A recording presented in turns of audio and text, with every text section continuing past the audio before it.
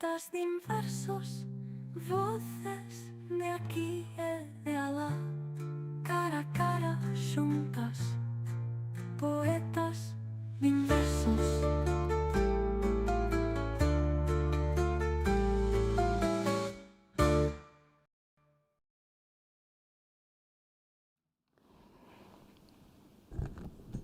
Decepcionadas da lotaría que recollemos con tenrura, Juan Ramonianos celebrando o natalicio do Nobel español, lectoras de Carol Ann Duffy, que naceu tal día como hoxe, do brasileiro Ledo Ivo, que os colleu para falecer, grinches e antinadaleños escapando do consumismo á luceciña da poesía, coleópteras raíñas vermellas, desertoras dos preparativos temperás da cea de Noiteboa, ferroláns na Coruña, poliamorosas, corazóns cheos de napalm, enganchadas ao ciclo a última hora, espectadores aproveitando as vacacións escolares, veciñas da Agradorzán, visitantes doutros lares, amigos e amigas.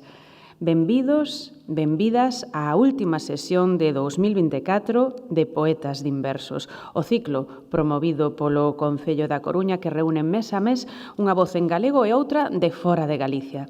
Sempre aberto e gratuito un luns dende hai 16 anos. Había moitos, na verdade, que non contábamos cun autor ou autora en catalán, pero a espera penso que pagou a pena. Mario e Paul naceron ambos xunta ao mar. Non encaixaron demais no esquema sexoafectivo maioritario e a súa sensibilidade pola escrita creativa converteunos en expertos en literatura. Danllos dous a prosa e o verso, donos de carreiras literarias premiadas e moi persoais. Haberá quen poda dicir que as súas obras reflicten novas masculinidades e haberá quen opine que masculinidades que sempre houbo, só que agora reinterpretadas. Un naceu no 79 e o outro no 97. Así que comecemos polo primeiro, o que o fixo en Ferrol. Mario Regueira é licenciado en Filoloxía Galega pola Universidade de Santiago de Compostela e doutor en Teoría da Literatura e Literatura Comparada.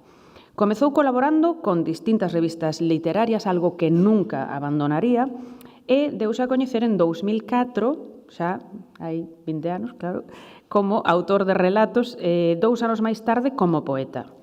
A, respectivamente, Rebelión no inverno e Tanxerina seguiríanlle títulos en prosa como La Fiche Rouge e Outono aquí, probablemente pois a súa novela máis coñecida, que foi tamén traducida ao castelán e mesmo reeditada recentemente pola editora coruñesa Menino Morreu. E un par de volumes de ensaio arredor de Lois Pereiro e da reconstrución do campo narrativo na posguerra. Pero, centrándonos un chisco máis na súa faceta poética, podemos profundar un pouco contando que Regueira debutou cun imaginario que lidaba coas cuestións poscoloniais na citada Tanxerina, que se alzara ademais, por certo, co premio Xosé María Pérez Parallé, esa grande canteira de valores poéticos novos, non? E con Blues da Crecente, de 2009, que fora Premio Xoán Carballeira.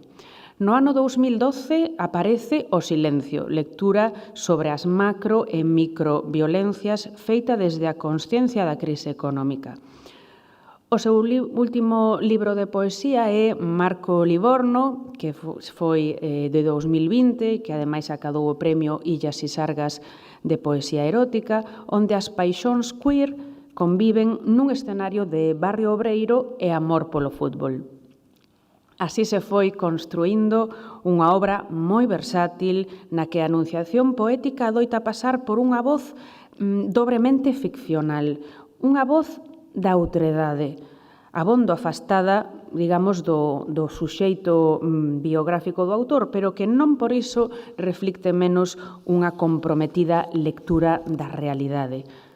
Por outra banda, é notable o seu interese polas minorías, a cuestión de xénero e a diversidade sexoafectiva, nunha ollada que, mesmo cando toca o persoal, remata por volverse constantemente cara ao colectivo.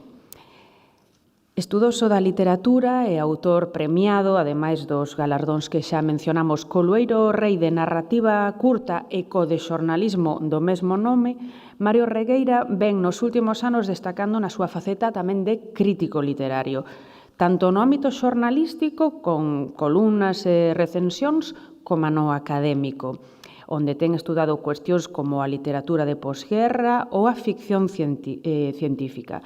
En relación con isto que veño de mencionar, ata hai pouco, e dende 2016, hai que decir que presidiu a Asociación Galega da Crítica. Pero, como dicía, hoxe temos a sorte de telo aquí como poeta. E xa que había un bo tempo que non soaban os seus versos pola Coruña, penso, imos quedar atentas ao que ten para compartirnos este serán o poeta Mario Regueira.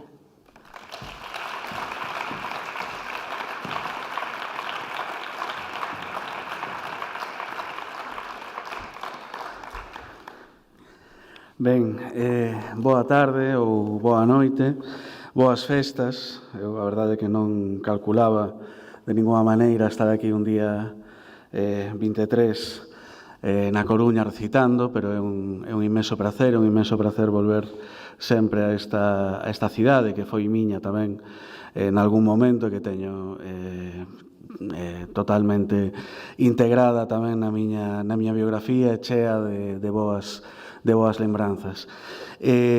Vou comezar lendo un poema de Tanxerina, vou ler case de forma cronolóxica, cronobibliográfica, e vou escoller este poema, que é o mesmo que debe estar por aí tamén neses papeliños que se fixeron para hoxe, porque para min é un poema moi importante, é unha especie de poema enseña, de poema bandeira, de todo un libro, é un poema que para min representa ese primeiro volume que foi Tanxerina, e que fala tamén bastante da miña concepción da poesía, da miña concepción dos poetas ou das poetas.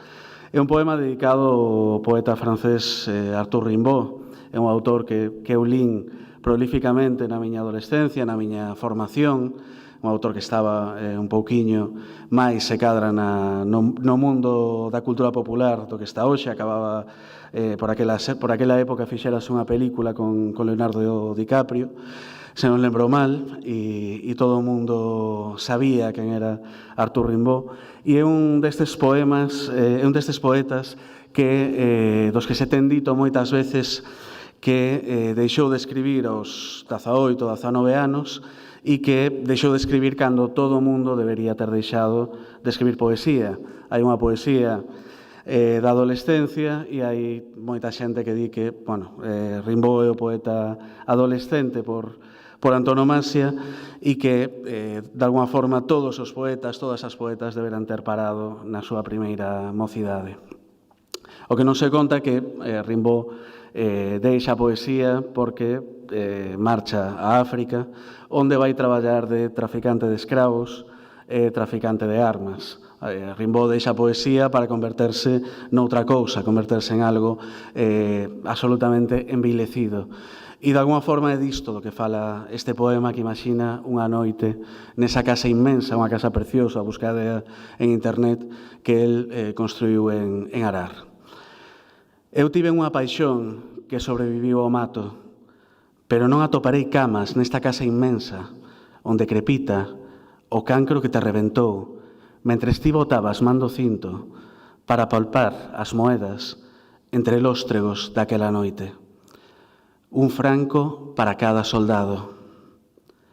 Cando abrías os camiños como Exú e tiñas nos ollos a luz filtrada até sacar grans de ouro, e traías armas e decenas de brazos negros, e todos soñamos que había unha cidade a liberar, como naquela historia das trincheiras do 48. cando odiabas as paipas que ollaban o ceo. Non lle contaría a túa ausencia, as xestas dos númidas, ou como ensartaron o teu pai nunha bandeira, mentres que a mí choromicaba. Cando abriches os camiños, eu enfeitara o cuarto para ti, e as chamas da cidade tomada eran unha nova metáfora. Rapaz tan azul como para desexarme ser soldado por unha noite. Pero era mentira. Ben, continuo cun libro, cun poema deste meu segundo libro, destes dous libros que teñen unha faceta que foi chamada de poscolonial. Realmente son libros que procuran escenarios distantes, que procuran historias moi afastadas da nosa realidade.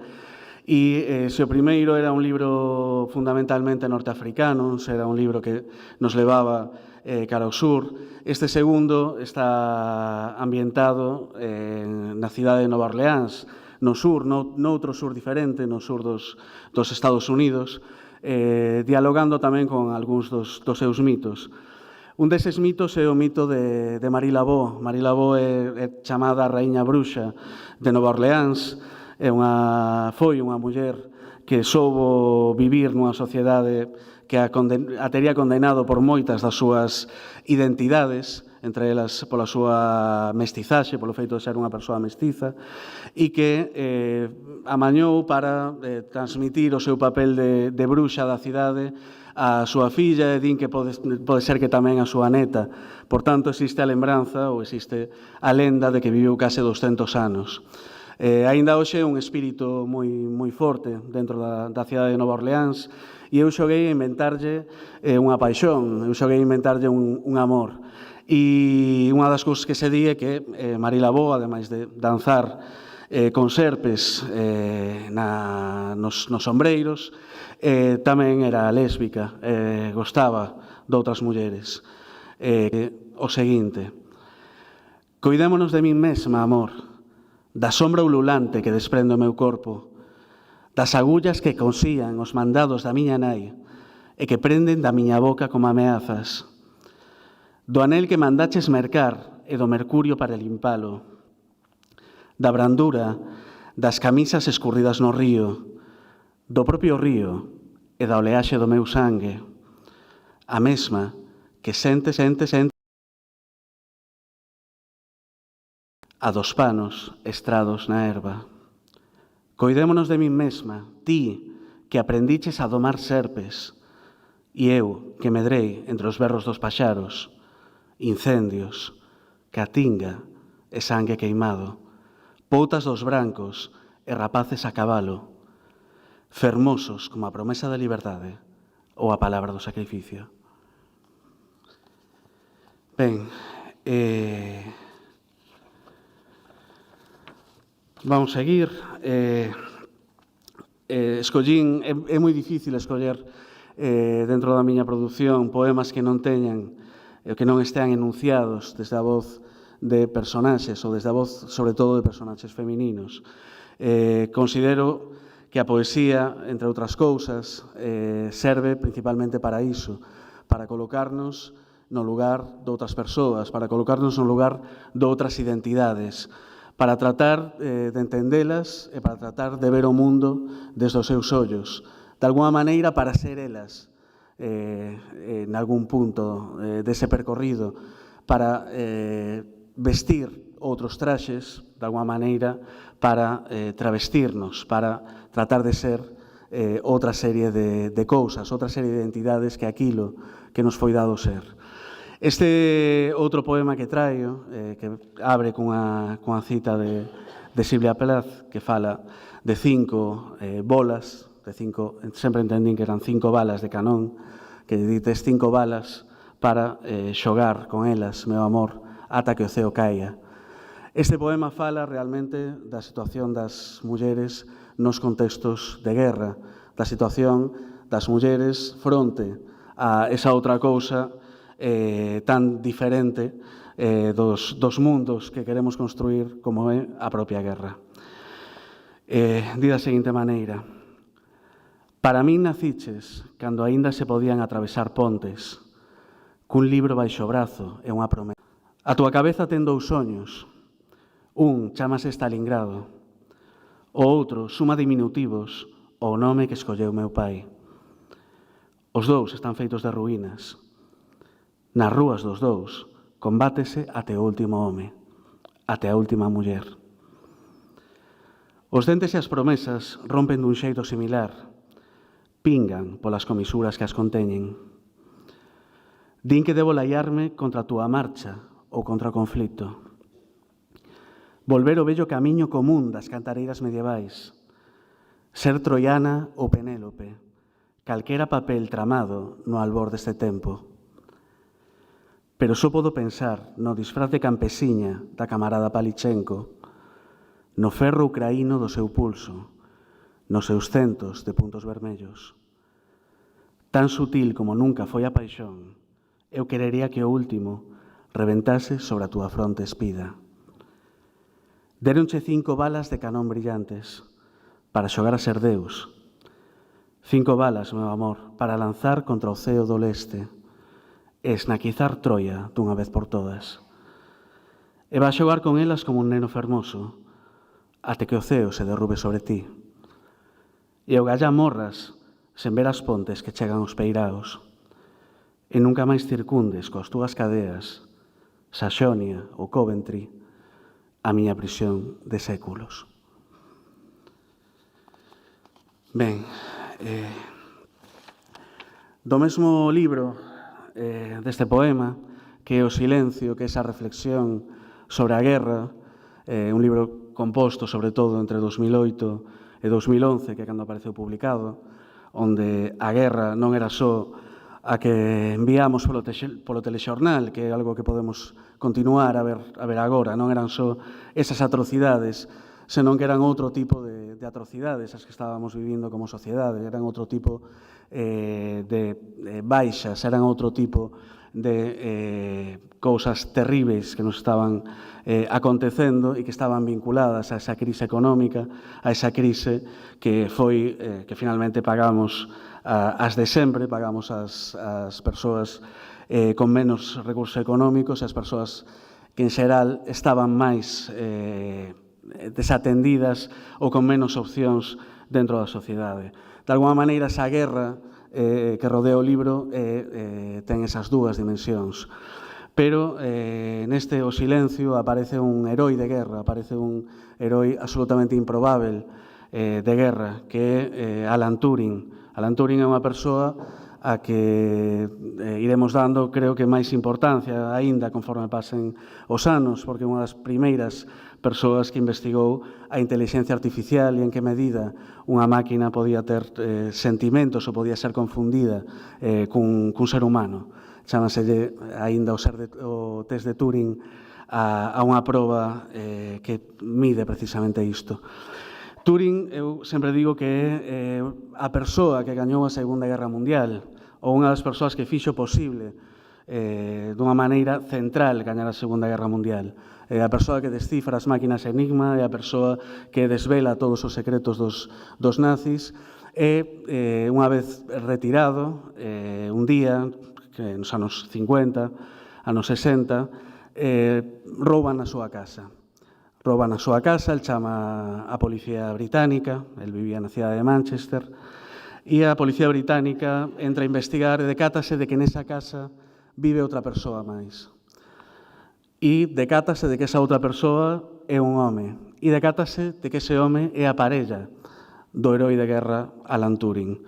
Co cal, en lugar de perseguir a persoa que roubara no domicilio desta parella, Alan Turing é detido e imputado polo crime, ainda era crime no Reino Unido, de ser homosexual.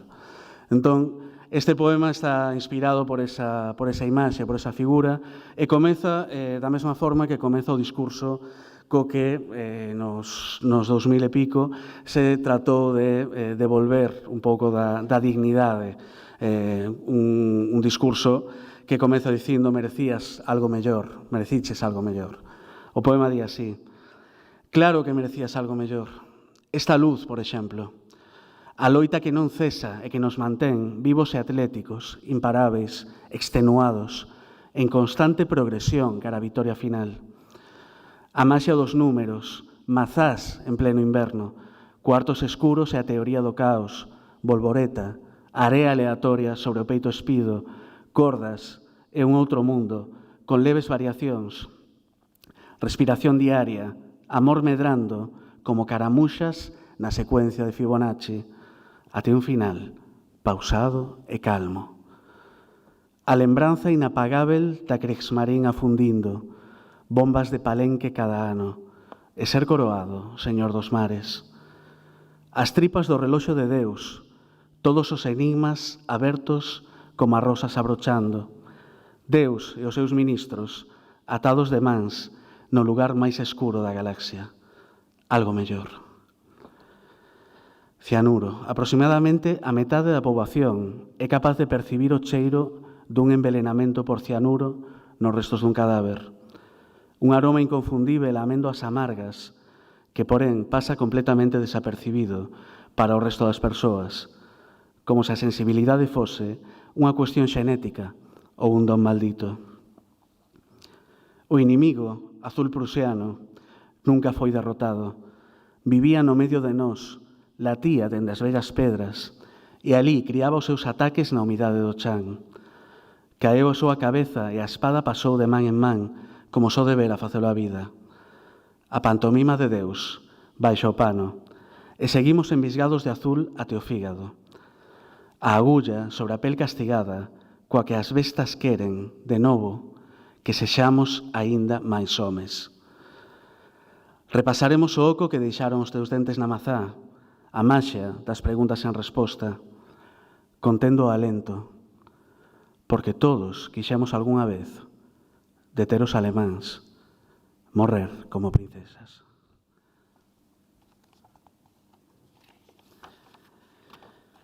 Ben, vamos ir con Marco Livorno.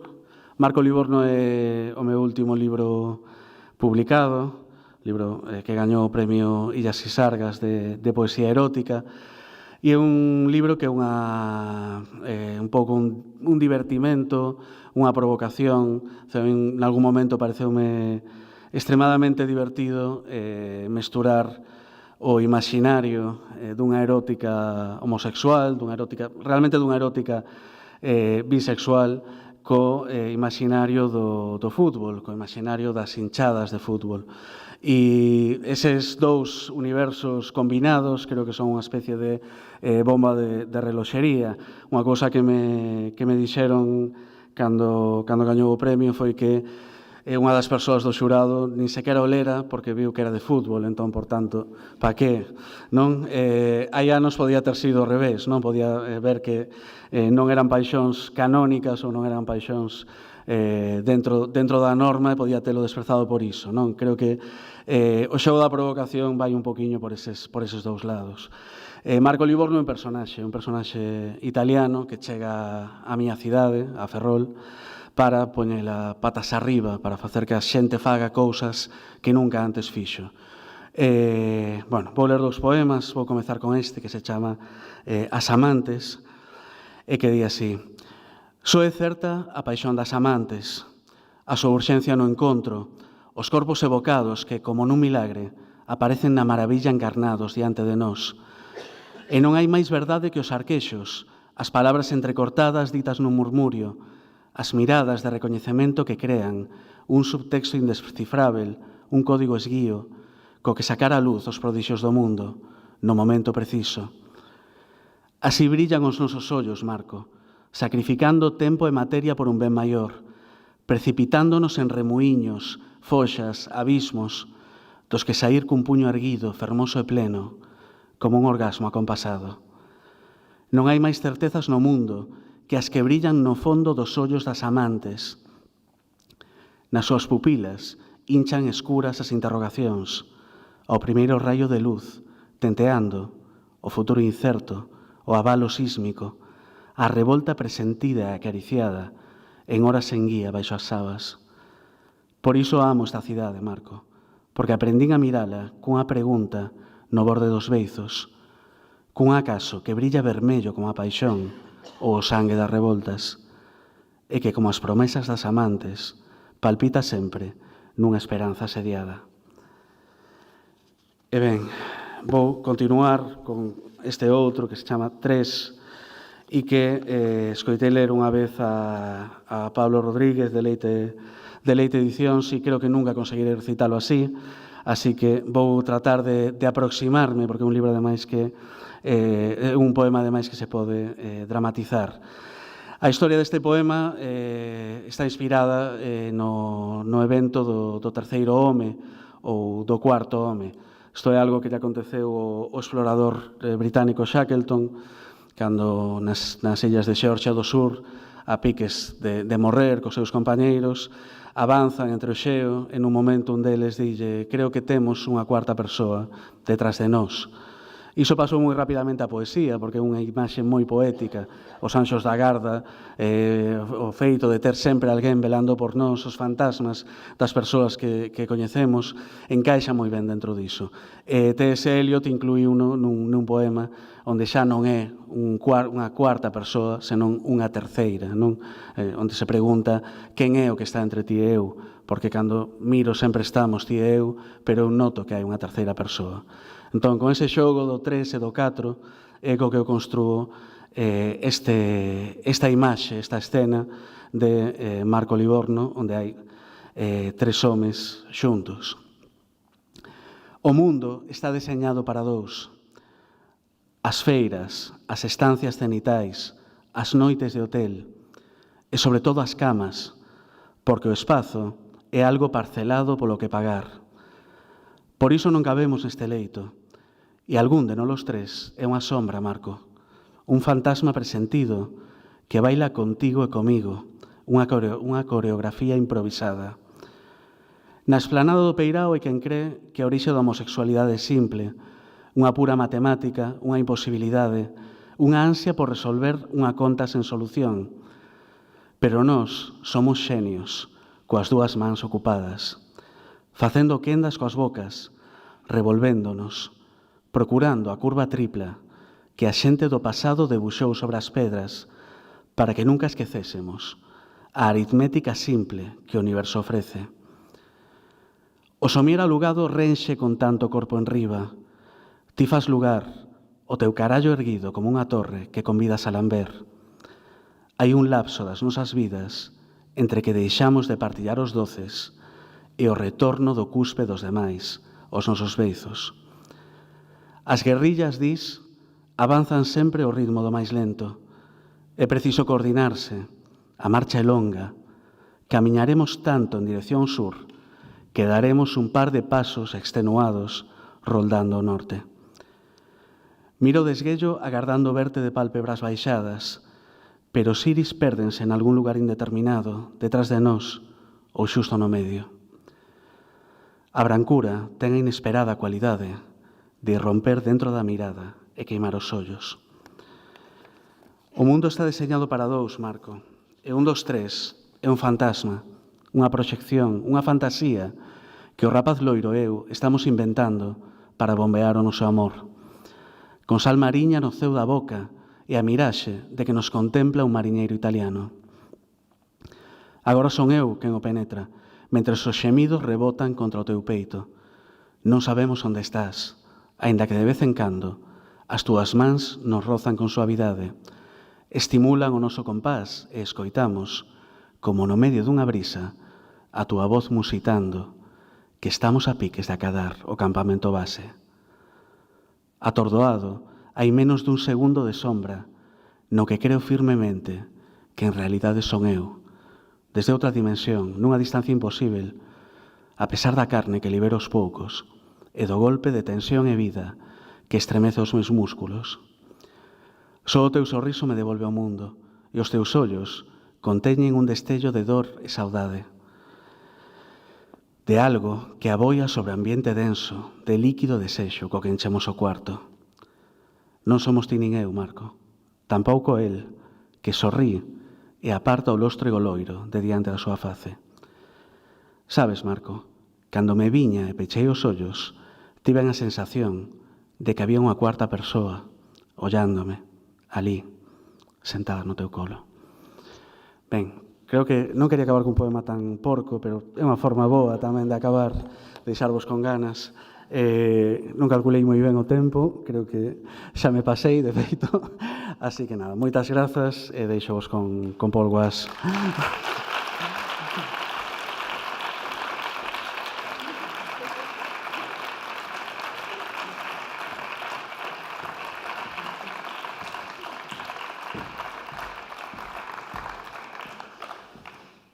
Ben, e desa ría de Ferrol imos dar agora un chimpo capaz de cruzar toda a península polo norte ata a costa oposta en Tarragona. Alí abriu os ollos á vida Paul Guasch.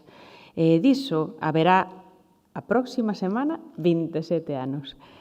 Guasch graduouse en Estudos Literarios e posteriormente realizou un mestrado en Construción e Representación de Identidades Culturais na Universidade de Barcelona. Tamén realizou o programa de Estudos Independentes no Museo de Arte Contemporánea de Barcelona.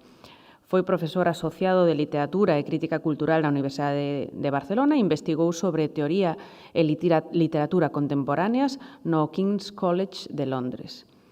Dende o debut literario de Paul Guasch en 2018, comezou unha carreira meteórica que o convertiría na maior e máis afianzada revelación literaria das letras catalás dos últimos tempos, o que non é dicir pouco. O premio Francesc Garriga trouxolle a publicación da súa ópera prima, o poemario Tanta gana, mentres que o López Picó de 2020 sacou a luz La part del foc.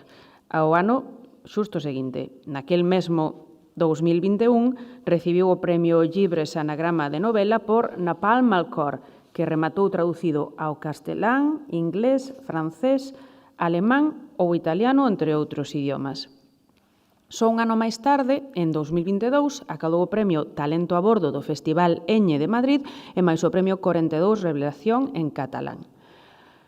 O mozo prodixio das letras da literatura catalana, si me permite a afirmación, ten compartido o seu traballo por festivais e encontros pola península e no estranxeiro e colabora habitualmente con diversos medios como RAC1, Cadena SER ou o xornal Ara.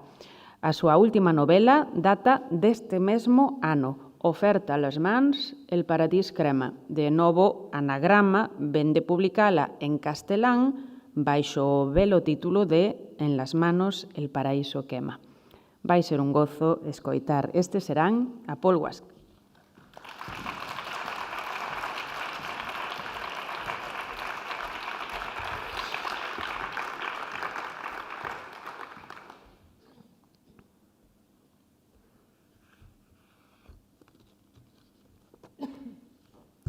Hola, buenas noites. Voy a leer poemas de un libro, del último libro de poemas que escribí, que se titula La part del foc, la parte del fuego. Y yo voy a leer los poemas en catalán y Yolanda irá leyendo las traducciones que ella misma ha hecho al gallego. Todo el libro empieza con un poema que se titula Historia de la destrucción, que es una reescritura de un texto de Gershom Scholem sobre el sentido o la posibilidad o la importancia de decir, ¿no? Como de narrar las historias. I dice así: Els pares dels nostres avis anaven al bosc, just al lloc precís, encenien un foc i deien la paraula. Tot funcionava. Els nostres avis no saberen fer el foc i pronunciaren. Sols sabem les paraules que hem de dir. Els nostres pares van anunciar ni el foc ni la paraula no sabem, però sí al lloc del bosc on hem d'anar. Ja n'hi ha prou, pensaven, i en efecte fou així. Nosaltres, ni el foc, ni la paraula, ni l'indret enmig del bosc, tot ho desconeixem, però de tot en podem explicar encara la història. Ho fem. Historia da destrucción. Os pais dos nosos avós ían ao bosque, xusto ao lugar preciso. Alí acendían un lume e dicían a palabra. Todo funcionaba.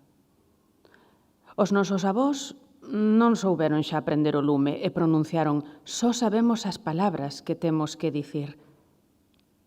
Os nosos pais enunciaron o lume e a palabra descoñecémolos, pero sabemos o lugar do bosque ao que acudir. Iso abonda, pensaban. E, en efecto, así foi. Nós, nin o lume, nin a palabra, nin o claro daquel bosque, todo o descoñecemos, pero de todo podemos aínda contar a historia. Facémolo.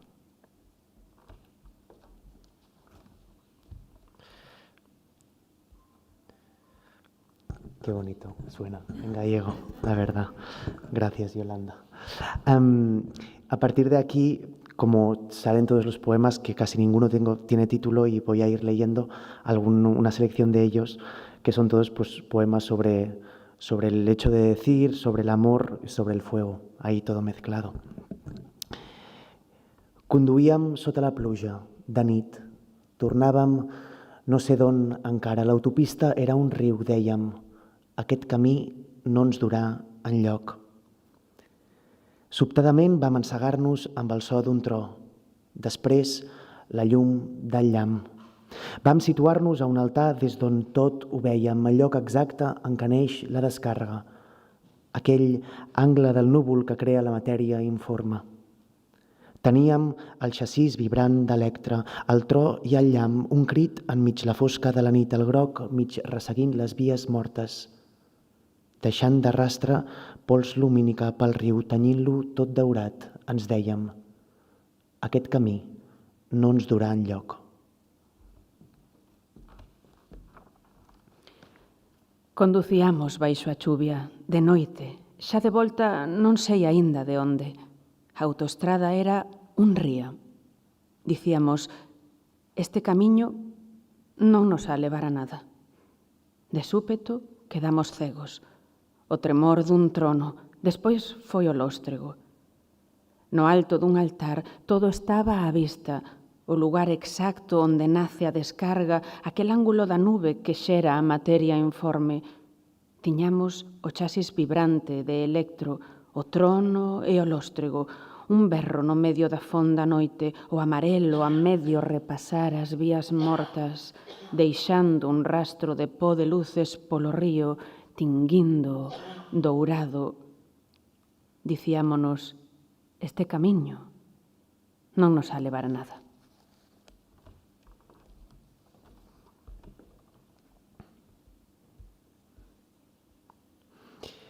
Este es un poema que es como si fuera os lo tenéis que imaginar como una carta, o sea, está escrito como una carta a una amiga, y dice así. Jo et diria, amiga meva, que no hi ha ni risc, ni mort, ni vida, ni tan sols un altre astre on puguem desfer el camí, plantar de nou els plataners, plantar de nou les bugambílies, plantar de nou arrels molt fondes i fruits sucosos de vellut que facin els dies molt més amples i les nits molt més brillants. Però si no hi ha ni risc, ni mort, ni vida, ni tampoc un altre oceà on sucar el cos i no enfonsar-se, ni un altre cel on respirar i no desfer-se, escolta'm bé que sols vull dir-te. Agafa fort aquest no viure i el seu arrossegar-se pels camins.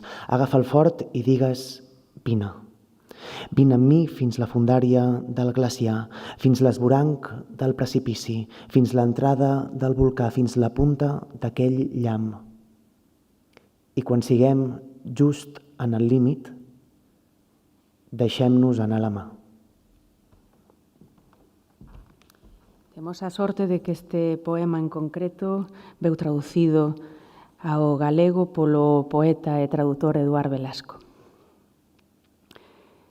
Eu diríache, miña amiga, que non hai nin risco, nin morte, nin vida, nin sequera outro astro onde poidamos desfacer o camiño e plantar os plátanos de novo, plantar de novo as bugambilias, plantar de novo raíces moi fondas e froitos celmosos de veludo que fagan os días moito máis amplos e as noites moito máis brillantes.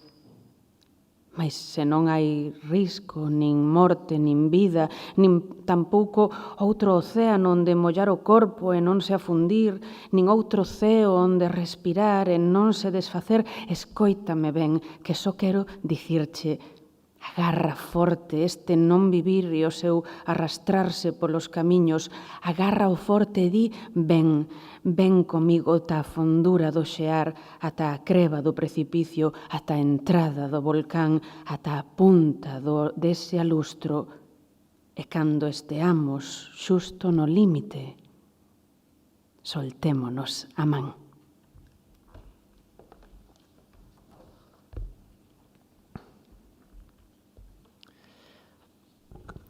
Y aquí el poema que da título al libro, que dice así. Ens queda encara cel per esmunyir. La part del foc surant damunt de l'aigua, un tel cremós que va tenyint els núvols de la nit. Enumerar els infants que dormen i respiren lentament a dins del llit. És més, encara ens queda nuar bé els nostres cossos amb lligams molt fràgils. Escoltar el batec d'un cor que falsament batega, mort i viu. Prendre'l després amb les mans, aquest cor fràgil, i entre tots dos fer l'intercanvi. Jo et dono el meu, tu em dons el teu. Mirant-nos amb dolor desconegut i en comptar 3, ens diem en comptar 1, 2, 3... L'espremem fort com si tots dos volguéssim fer-ne dia lluminós d'aquesta nit.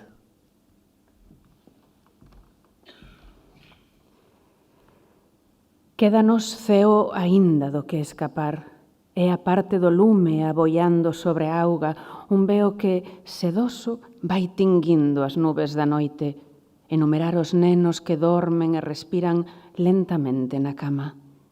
Aínda máis, aínda nos queda atar moi frágilmente os nosos corpos con lazos, ouvir latexar un corazón que falsamente latexa, vivo e morto, tomalo coas mans logo, e entre os dous facer o intercambio. Douche o meu, dasme o teu. Mirámonos cunha dor descoñecida, e ao contar ata 3 dicímonos ata contar 1, 2, 3.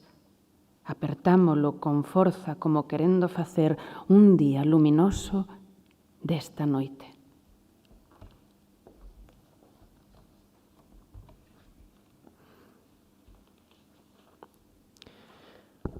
Este poema que os leeré ahora copié la estructura de un poema de David Leo García, de un libro que se titula 9 meses sin lenguaje, que es como un diálogo, o sea, se tendría que leer como con dos voces, porque una pide y la otra responde. Y dice así: digues un nom, diré el teu nom o el meu, que ets tu i que ets jo i que són també els camins que ara ens separen.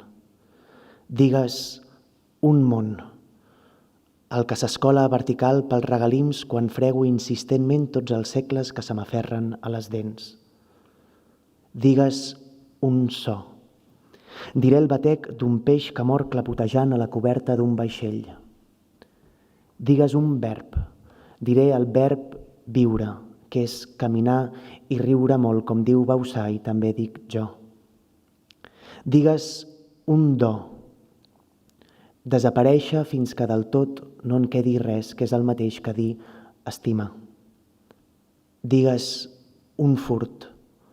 La mar que creix, l'arbre que creix, l'infern que creix i la veritat que creix ben sola.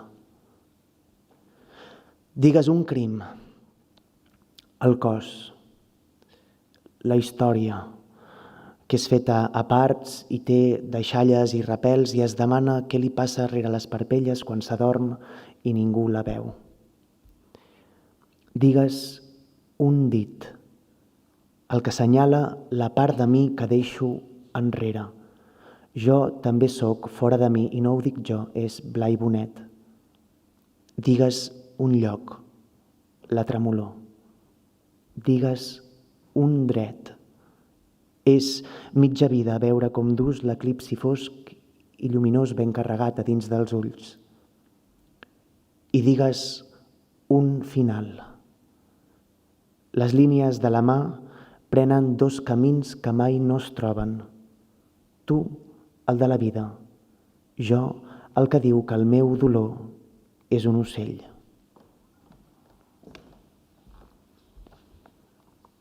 Dime un nome. Direi o teu nome. Ou o meu, que és ti e que son eu e que son tamén os carreiros que agora nos separan. Dime un mundo. O que pinga verticalmente e escapa cando teimo en cepillar todos os séculos que se me aferran aos dentes. Dime un son. Direi o latexar dun peixe que morre sacudíndose na cuberta de algún barco. Dime un verbo. Direi vivir, que é camiñar e rir moito, Bausá dío e eu tamén. Dime un don. Direi desaparecer, ata que todo se volva nada, que é o mesmo se digo amar. Dime un furto. Amar que medra. Medra o inferno, a árbore medra, a verdade medra e medra sen máis. Dime un crime. Direi este corpo. Direi a historia feita a retrincos de refugallos e pregúntase que lle corre tras das pálpebras cando queda dormida e non a ven. Dime un dedo. O que sinala é outra parte que deixo atrás. Jo també soc fora de mi. E non son eu, é Blai Bonet. Dime un lugar, este tremor. Dime un dereito. Dame a vida ver como levas a eclipse escura e luminosa na mirada. E di un final. As liñas que hai na palma da túa man en dous camiños se bifurcan que non se volven a topar. Ti, o da vida. Eu, o que di que a miña dor é como un paxaro.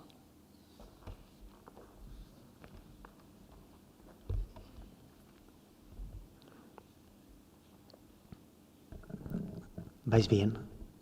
Vale. Es como, tampoco digo muchas cosas entre poemas, entonces no acabo de saber si. Vale, pues bueno, seguimos con poemas de este libro, porque no tengo más.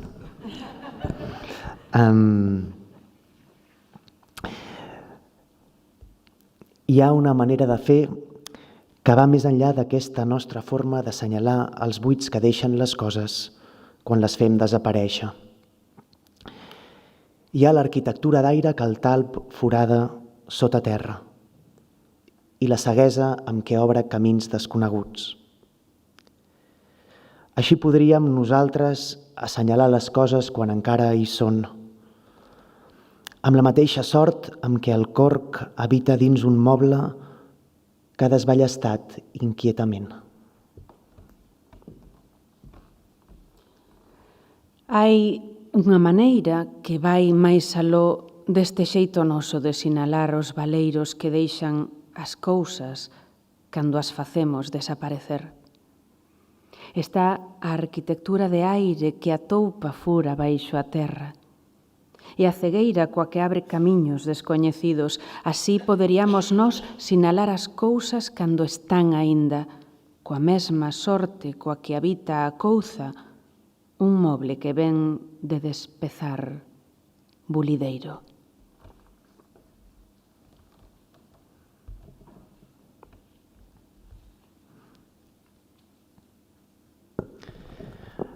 Siempre recito con el libro. Me parece muy ordinario recitar en el teléfono, o sea, leer desde el teléfono, pero es que vengo de un viaje largo y no pasé por casa y no tengo el libro. Entonces he tenido que recitar. Me disculpo, porque quita algo de magia. Pero no lo veis con el atril, ¿no? Casi. Pues ya está. Os imagináis que estoy con un libro, ¿vale? Venga, este poema que dice aquí he estat abans, que significa aquí he estado antes, como una especie de rememoración extraña al estar en los sitios y pensar que has estado muchas veces antes, ¿no? O que has vivido esta vida muchas veces antes. En fin. Aquí hi he estat abans. He vist aquest crim nou altra vegada. He vist aquest ficus vermell florir tants cops ja. He vist el lloc, l'hora, la data, aquesta mateixa data exacta. He vist el fruit tallat pel mig i la polpa brillant al sostre. He vist també el pes d'una destral entre les mans i no duia cap destral agafada entre les mans. He vist el futur en figures de porcellana i jo les podia moure, corrupte. He vist la mentida vívida, inútil, desconnectat, tants cables poderosos que eren tan forts. He vist com tothom em deia era com tu, ets com ell, t'hi assembles massa. He vist morir una nit que era tota meva al llit del mar, l'inacabable pasturar dels ramats per la muntanya i el seu pastar l'herba com t'agafava jo les mans. També, molt temps després, l'esclat dels ulls damunt les fulles i les flors i els fruits que ho pintaven tot de carmí i s'unia amb la vida gelatinós al món. He vist l'aigua que es movia fent cercles en l'estany i les carpes obrint les boques on cabia un altre món sencer a dins. I amb cada floc que els dava també un tros de mi, de pell sobrera.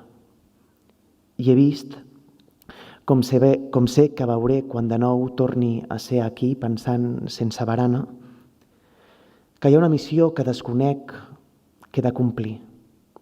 De petit van posar-me-la a les mans, van dir-me té, ara crea un Déu. I ni la tramuntana ni aquest vent d'estepa no l'han dissolt encara.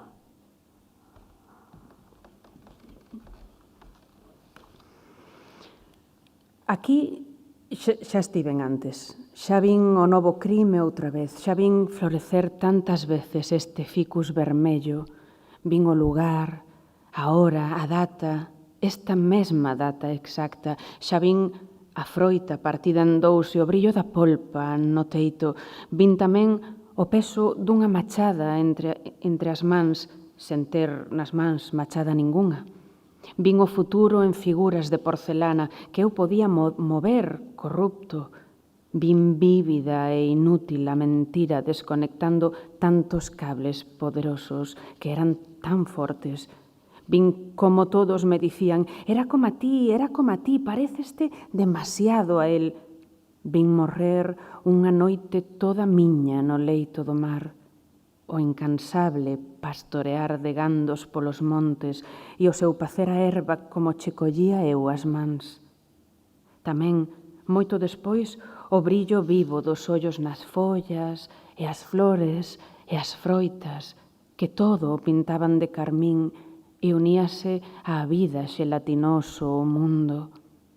Vin a auga en movimentos circulares no estanque e as bocas abertas das carpas en que collía outro mundo enteiro dentro e en cada farangulla que lles daba ia un anaco da miña propia pel sobrante.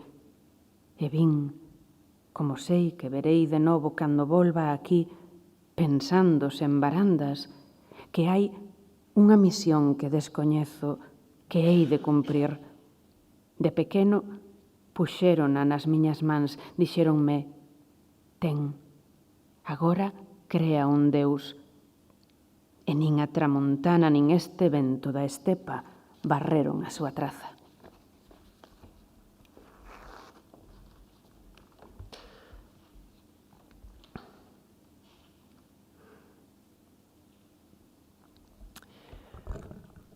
No cercarem l'aigua al fons del llac, ni on apunta al cim de la muntanya, ni qui ens acompanya de costat en altres llocs, amb altres llengües i altres cossos, en aquesta travessia sense oxigen de reserva.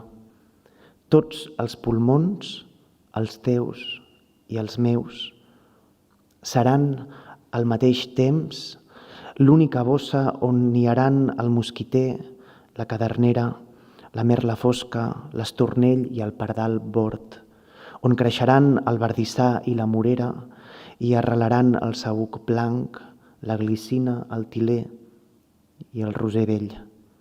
I la flor aquella, també, la flor aquella contrafeta que s'escola sempre en les rengleres dels meus vidres, dels teus vidres, que ens separen i s'entelen, i on dibuixem amb els dits fràgils la silueta l'un de l'altre, que s'esborra en pocs segons. Non buscaremos nin a auga no fondo do lago, nin cara onde sinala o cimo da montaña, nin quen está ao noso carón noutros lugares, con outras linguas e outros corpos. Nesta travesía sen reservas de oxíxeno, estes pulmóns, os meus e os teus, serán, por unha vez, a soa bolsa na que aniñarán o furafollas, o xílgaro, o merlo negro, o estorniño e o pardal, no que medrarán fraguizas e moreiras e enraizarán sabugueiros e glicinas, tileiros, roseiras bellas e aquela tonta flor que se me infiltra sempre no linde dos meus cristais, dos teus cristais, que nos separan e se embazan, e nos que debuxamos con dedos fráxiles a silueta o un do outro que en nada xa se borra.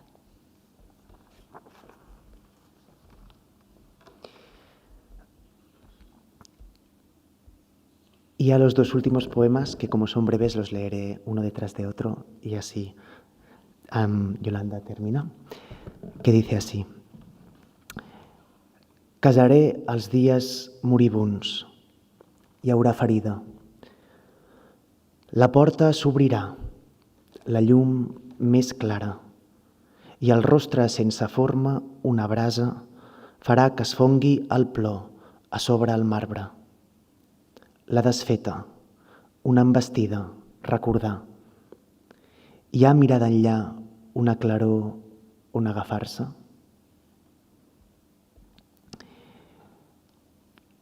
Y el último poema, que es una suerte de despedida, me sirve ahora también para despedirme, para agradeceros que hayáis venido esta tarde, para agradecer a Yolanda la invitación. Muchas gracias, Yolanda.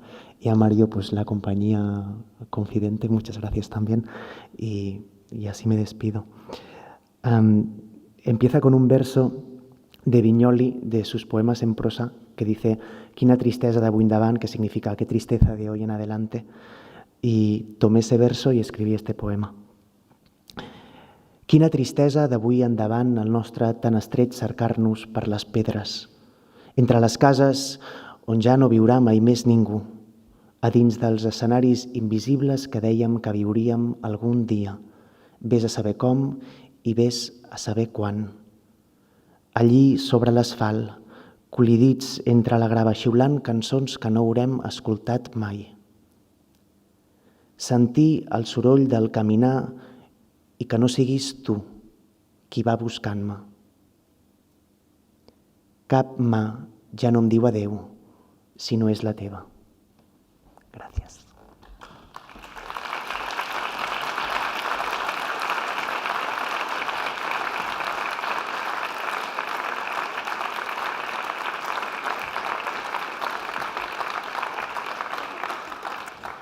Pois estes dous últimos poemas dicían algo así como: casarei os días moribundos, haberá unha ferida, a porta abrirase, a luz máis clara, e o rostro xa sen forma, unha brasa, fará fundirse o pranto sobre o mármore, a derrota, unha arremetida, lembrar, non haberá, máis aló da mirada, algunha claridade á que aferrarse. E o chamado cuarto bosquexo e último: que tristura a de hoxe en diante, con oso tan estreito buscarnos polas pedras, entre as casas onde xa nunca máis vivirá ninguén, dentro dos escenarios invisibles que dicíamos e que viviríamos algún día, Vaite ti saber como e vaite saber cando, por sobre do asfalto, alí ao chocar entre a grava, asubiando cancións que non teremos escoitado nunca. Oír só o rumor do camiñar e que non sexas ti, quen vai buscándome. Ningunha man xa me di adeus, se non é a túa.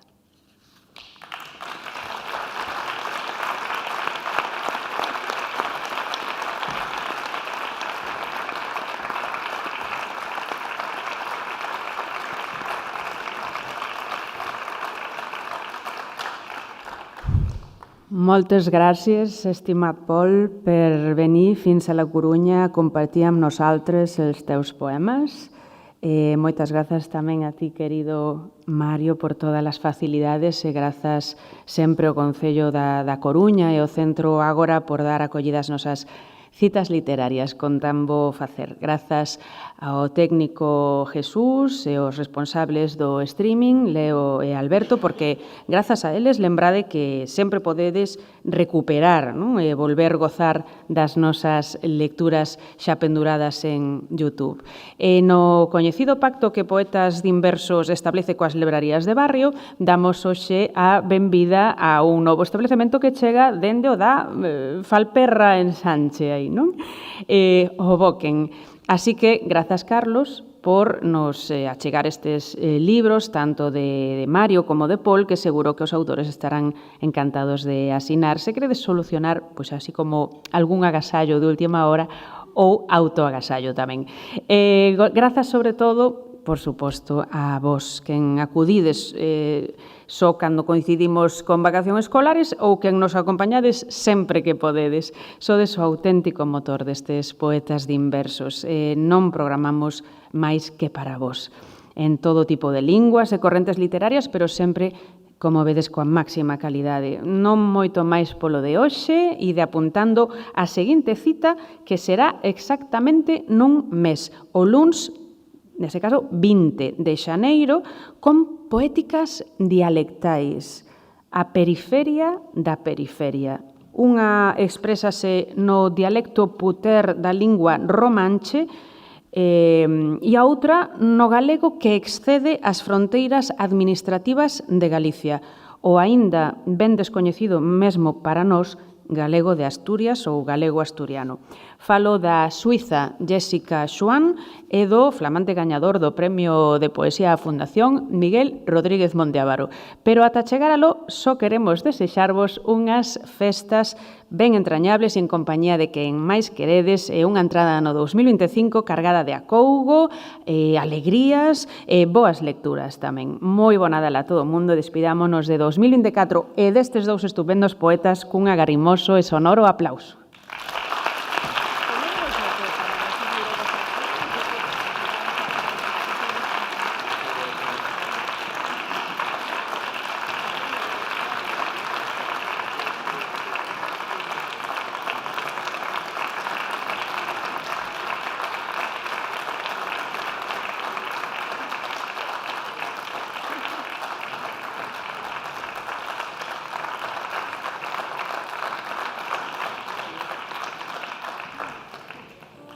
Poetas Dinversos, voces de aquí e de alá, cara a cara xuntas. Poetas Dinversos.